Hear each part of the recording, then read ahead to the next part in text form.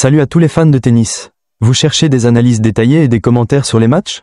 Sur Kiki Tennis, nous offrons des vidéos d'analyse sur les tournois majeurs, les joueurs français et bien plus encore. Abonnez-vous pour ne rien manquer des dernières nouveautés.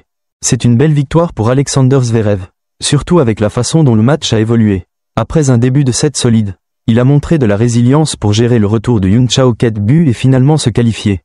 La terre battue brésilienne peut être imprévisible, mais Zverev semble bien s'adapter. Et la bataille en 2-7 montre qu'il a su rester concentré malgré la pression. Quant à Hugo Gaston, sa défaite contre Francisco Cerundolo doit être un peu décevante. Mais il faut toujours garder en tête que Cerundolo est un joueur expérimenté sur terre battue. Cela dit, Hugo a souvent montré une belle détermination dans ses matchs. Donc cette expérience pourra sûrement lui servir pour l'avenir. Tu suivais ce match ou tu es plus intéressé par les performances de Zverev cette saison? Zverev a vraiment montré son expérience et sa maturité en fin de set.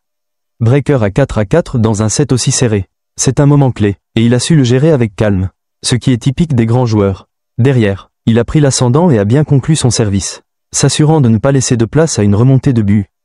Le prochain tour contre Alexander Shevchenko va être intéressant. Shevchenko a montré de bonnes choses récemment, mais Zverev part avec l'avantage de son expérience et de son classement. Ça pourrait être un match solide, mais si Zverev maintient son niveau de jeu, il devrait passer sans trop de difficultés. Penses-tu que Shevchenko pourrait surprendre Zverev ou la victoire est quasiment acquise pour l'Allemand? C'est vraiment frustrant pour Hugo Gaston, surtout après avoir eu 5 balles de set dans le premier set. Ces occasions ratées ont sûrement pesé sur le reste du match, d'autant plus que perdre un tie-break aussi serré, 11-9, peut être décourageant. Il a montré qu'il pouvait rivaliser avec Cerundolo, mais la pression de ces occasions manquées a probablement affecté sa concentration pour le second set, où il a complètement craqué. Le 6-0 en 35 minutes dans la deuxième manche montre à quel point Cerundolo a pris le dessus une fois qu'il a pris le contrôle du match. Malgré tout, c'est une bonne expérience pour Gaston, même si perdre dès le premier tour à 2 reprises est difficile. Cerundolo, avec son niveau de jeu, est un adversaire coriace, donc on peut difficilement lui reprocher cette défaite. Penses-tu que Gaston devrait se concentrer davantage sur son mental pour mieux gérer les moments clés? Ou est-ce plus une question d'expérience face à ce genre de joueur plus aguerri?